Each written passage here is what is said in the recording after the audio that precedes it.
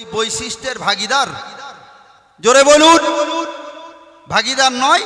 তাহলে যা রসুল বলেছেন যে সাবাবুল মুসলিমু ফুসুকুন, কোনো মুসলমানকে গালি দেওয়া হলো ফাসিকি কাজ, কোনো মুসলমানকে গালি দেওয়া। তাহলে মুসলমানকে গালি দেওয়া যদি ফাসিকি হয়, তাহলে যদি কোনো আলেমকে গালি দেওয়া হয় কি হবে সেটা?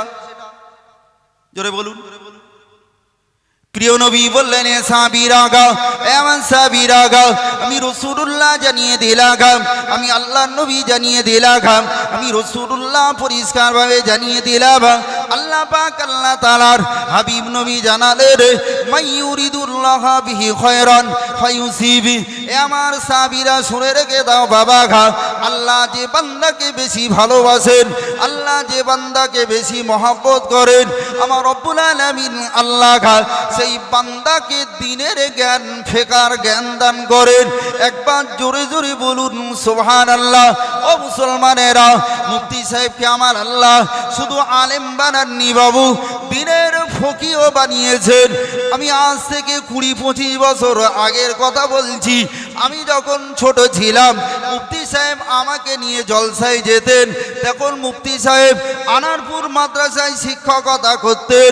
যিনি আজ মুফতি সাহেবের বিরুদ্ধে কথা বলেছেন, ও মুসলমানেরা, আমার আজও মনে রয়েছে মুফতি সাহেবের তখন রাজদূত গাড়ি ছিল। আমি তখন ভাই হুজুরকে ভাই বলে ডাকতাম। আমাকে নিয়ে তার বাড়িতে উনি হজে গেলে মুফতি সাহেব বাজার করে দিয়ে এসেছিলেন। আমি সাক্ষী, আজও হুজুর বাজার করে দিয়ে এসেছিলেন। এখন সে হুজুরকে তারা মুনাফিক, আরো বেঈমান, কত কিছুই বলছে।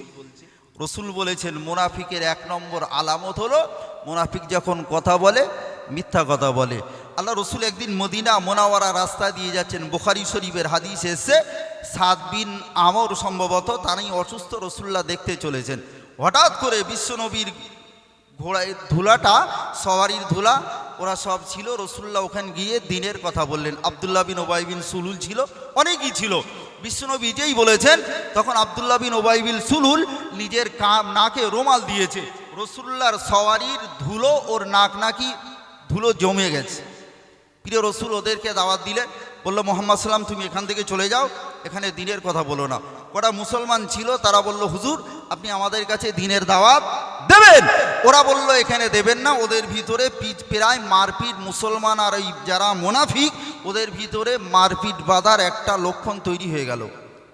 আল্লাহ পাক আল্লাহ তাআলার হাবিব নবী জানালেন, এ আমার সাহাবীরা গা, এ সাহাবীরা খবরদার খবরদার, আমি রাসূলুল্লাহ জানিয়ে দিলাম বাবা গা, তোমরা ঝামেলা করো না, তোমরা ঝগড়া করো না বাবা। বিশ্বনবী আমার সাহাবে করম হুজুর দিগকে মানা করলেন, সাহাবীরা তোমরা ঝগড়া করো না। রাসূলুল্লাহ ওই সময়েতে ওখান থেকে চলে গেলেন ওই সাদ বিন আমরকে দেখার জন্য গো।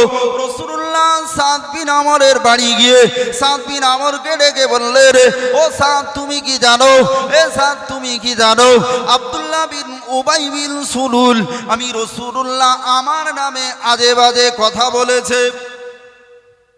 কে বলেছে?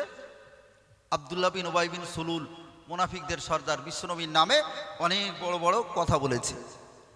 প্রিয় নবীর কথা শোনার পরে থেকে হযরত সাদ বলেছিলেন, ইয়া রাসূলুল্লাহ, ইয়া হাবিবাল্লাহ, হুজুর আমি সাদ আপনাকে বলছি, আপনি আব্দুল্লাহ বিন উবাই বিন সুলুলকে আপনি ক্ষমা করে দিন।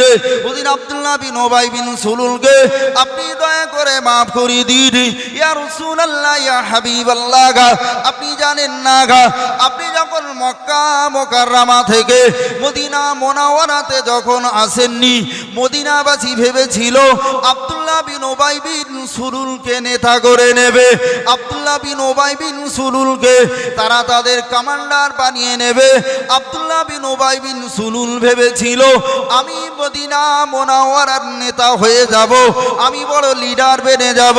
ইয়া রাসূলুল্লাহ, ইয়া হাবিবাল্লাহ, আপনি আসার কারণে, আপনি মদিনা মুনাওয়ারাতে আসার কারণে হুজুর ওরা ওই সময়েতে এমনি ভাবে ওরা ওদের নেতৃত্ব না পাওয়ার কারণে হুজুর আপনার বিরোধিতা শুরু করেছে। ওর উদ্দেশ্য ছিল নেতা হবে, কিন্তু দুঃখ একটাই, আপনি মক্কা থেকে মদিনা মুনাওয়ারাতে আসার কারণে ওর নেতা হওয়া স্বাদ মিটল না, তারই কারণে আপনার এত শত্রুতা হিংসা। হুজুর আপনি ওকে ক্ষমা করে দিন, তো আপনি দয়া করে ওর করবেন না। কিন্তু আল্লাহ পাক তো নিজেই ঘোষণা করলেন যে ইন্নাল মুনাফিকিনা ফিদ দারকি আসফালি মিনান নার, যারা মুনাফিক তারা জাহান্নামের নিম্নদেশে অবস্থান করবে। বাবু মুক্তাসার কথা বেশি আলোচনা নাই, এখানেই শেষ করছি। তো যারা হিংসা করছে ভালো করে খোঁজ নিয়ে দেখবেন, তারা মুফতি সাহেব হুজুরের বিরোধিতা করছে, তাদের ভিতরে এই চরিত্র মুনাফিকের চরিত্র বিদ্যমান রয়েছে। কিন্তু আল্লাহ পাক মুফতি সাহেবকে আল্লাহ পাকের রসুল যে বলেছেন মা ইউরিদুল্লাহ বিহি খায়রান ইউফাক্কিহু ফিদ্দিন, আল্লাহ যে বান্দাকে বেশি ভালোবাসেন তাকে দ্বীনের ফকি বানিয়ে নেন। আমি দোয়া করি, আমরা সবাই দোয়া করব, আল্লাহ যেন মুফতি সাহেবের হুজুরের হায়াতকে আরও দারাজ করে দেন। সকলে বলুন আল্লাহুম্মা আমিন। আমি এখানেই শেষ করছি, সকলে মহব্বতের সঙ্গে দরুদ আল্লাহুম্মা